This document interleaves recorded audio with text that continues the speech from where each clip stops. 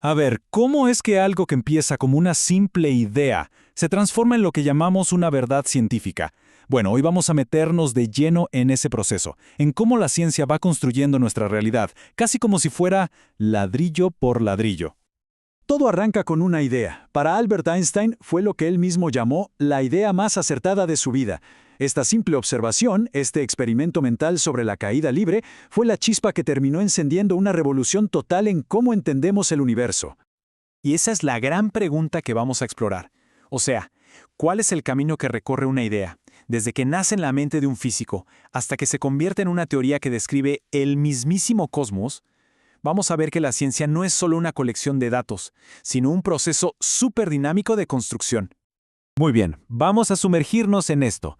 Para entender todo el viaje, primero hay que entender el cambio fundamental que ocurrió en la cabeza del propio Einstein. Esta línea de tiempo nos muestra una transformación que es fascinante.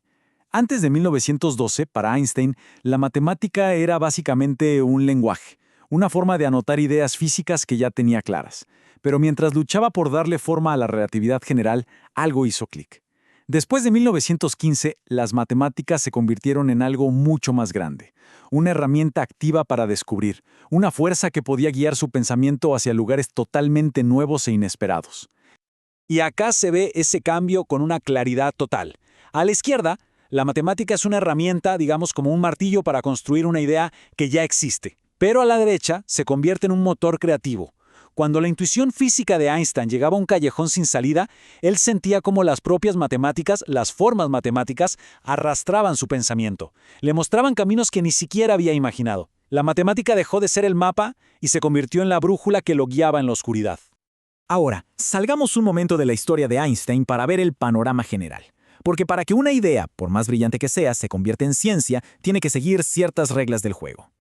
Entonces, ¿qué es lo que hace que el conocimiento científico sea, bueno, científico y no una simple opinión? La clave está en sus pilares. Miren, no se trata de lo que uno cree o desea que sea cierto, para nada. Se trata de aquello que es objetivo, que es racional, sistemático y, esto es fundamental, que se puede poner a prueba, que se puede contrastar. Esta tabla lo resume de maravilla. La ciencia funciona en dos grandes reinos.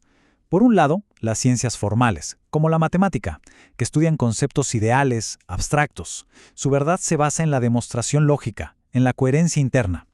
Y por otro, las ciencias fácticas, como la física, que estudian hechos del mundo real. Su verdad depende de la observación y el experimento. Einstein necesitaba la coherencia de las matemáticas para poder construir una teoría que a su vez correspondiera con la realidad del universo. Lo que nos lleva a una pregunta todavía más profunda. Cuando decimos que una teoría científica es verdadera, ¿a qué nos estamos refiriendo realmente?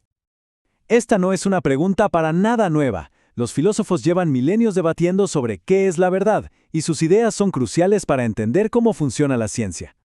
Y aquí tenemos las dos grandes teorías sobre la mesa. Por un lado, la teoría de la correspondencia, que dice que una idea es verdadera si encaja con la realidad externa, como una llave que abre una cerradura. Y por otro, la teoría de la coherencia, que propone que una idea es verdadera si encaja, sin contradicciones, en el gran rompecabezas de todo lo que ya sabemos. Y acá surge un problemón para la teoría de la correspondencia. Piénsenlo. Estamos, de alguna manera, atrapados dentro de nuestra propia percepción. ¿Cómo hacemos para salir de nuestras creencias y compararlas con esa supuesta realidad externa? Es casi imposible. Y es justamente esa dificultad la que le da tanta fuerza a la otra idea, la de la coherencia. Porque la ciencia, en el fondo, lo que busca es armar el rompecabezas más completo y consistente posible. Bueno, veamos ahora cómo toda esta discusión filosófica cobra vida en uno de los enigmas más grandes de la ciencia actual, un lugar donde estas ideas abstractas se ponen a prueba, pero a escala cósmica. El gran rompecabezas de la cosmología hoy es una pieza que simplemente no encaja. Las galaxias giran demasiado rápido. La gravedad que observamos es mucho mayor de la que podemos explicar con todas las estrellas y el gas que vemos. A esa pieza que falta la llamamos materia oscura. Es una inconsistencia enorme en nuestro sistema coherente. Y frente a este problema surge una hipótesis alternativa que intenta restaurar esa coherencia, pero sin inventar partículas nuevas y extrañas. Propone que la materia oscura podría ser una propiedad de la gravedad misma, algo así como un nudo o una tensión acumulada en el tejido del espacio-tiempo, una arruga persistente que genera su propia gravedad. La fuerza de esta idea está en su coherencia, en que sigue una lógica paralela a fenómenos que ya conocemos. Fíjense en la tabla. Sabemos que un campo gravitacional puede perturbar la luz y eso causa un desplazamiento al rojo. También sabemos que un campo electromagnético perturba partículas con carga. Bueno, la hipótesis de la gravedad acumulada propone algo análogo, que una tensión en el campo gravitacional puede perturbarse a sí misma, volviéndose persistente y por lo tanto generando más gravedad. Es un intento de explicar lo desconocido usando las mismas reglas de juego que ya conocemos. Y aquí llegamos al punto clave de todo esto. La ciencia no es un libro de hechos ya terminados y cerrados. Es una historia que se está escribiendo y reescribiendo constantemente. Este proceso suele seguir un patrón. Primero, se observa una anomalía, algo que no cierra, que no encaja.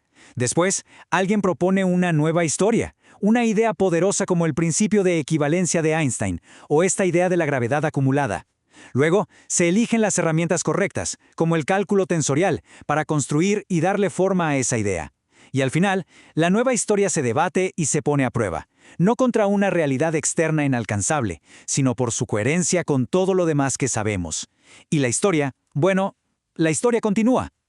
Y esto nos deja con una última idea para reflexionar. Si la verdad científica es el sistema más coherente que podemos construir en un momento dado, entonces la ciencia está en un estado de evolución perpetua. No busca un final definitivo, sino una historia cada vez mejor, más completa y más elegante para explicar el universo. La pregunta entonces no es si hemos encontrado la verdad final, sino si estamos listos para cuando llegue la próxima gran idea.